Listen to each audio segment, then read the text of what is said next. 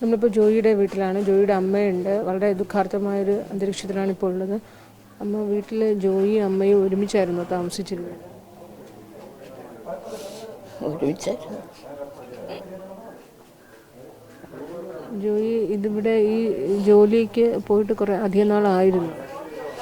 എല്ലാ ദിവസവും പോയിട്ട് വീട്ടിൽ വരുമായിരുന്നു.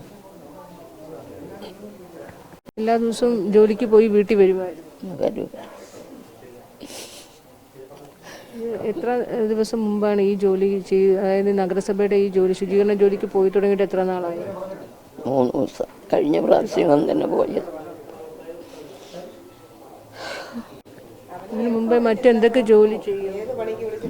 ഇഷ്ടംപോലെ ജോലി ചെയ്യും. ജോലിയുടെ സഹോദരിയാണോ? അതെ. എങ്ങനെയാണ് എല്ലാ ജോലിയും എല്ലാ ദിവസവും പോയി വീട്ടിൽ വരുന്നൊരു സ്വഭാവം ക്യാരക്ടർ? എല്ലാ ദിവസവും പോയിട്ട് വരും. അമ്മ മാത്രമേ ഉള്ളൂ വീട്ടിൽ. അതുകൊണ്ട് അമ്മ ഒറ്റയ്ക്കായതുകൊണ്ട് എല്ലാ ദിവസവും വരുമായിരുന്നു വീട്ടിൽ. ഇതിനു മുൻപ് മറ്റെന്ത് ജോലിയായിരുന്നു പുള്ളി ചെയ്തിരുന്നത്? എന്ത് പണിക്ക് വിളിച്ചാലും പോകും. വേറെ ഏത് പണിക്ക് വിളിച്ചാലും പോകും. ഒരു ജോലിയും കിട്ടിയില്ലെങ്കിൽ ആക്രി പറിക്കൊണ്ടൊന്ന് വിൽക്കാനെങ്കിലും പോകും. ചുമ്മാ ഇരിക്കില്ല.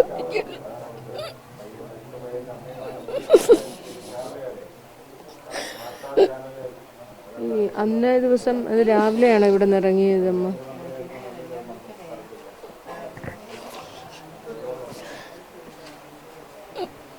അന്ന് രാവിലെയാണോ അമ്മ?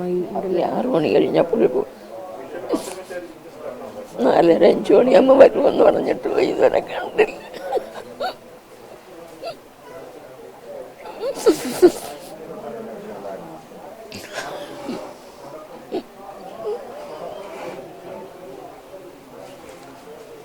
വളരെ വേദനാജനകമായൊരു അന്തരീക്ഷം തന്നെയാണ്.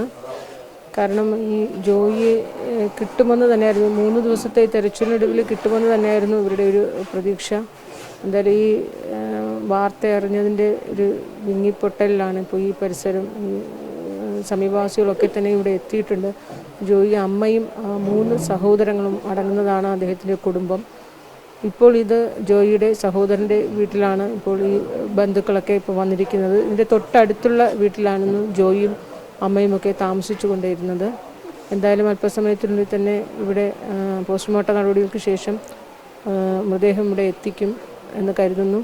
എന്തായാലും ഇവിടെ ഈ മരണവാർത്ത അറിഞ്ഞ് എല്ലാവരും ഇവിടെ എത്തിയിട്ടുണ്ട്. അല്പസമയത്തിനകം ജനപ്രതിനിധി ഉൾപ്പെടെയുള്ളവർ എത്തുമെന്ന് തന്നെയാണ് പ്രതീക്ഷിക്കുന്നത്.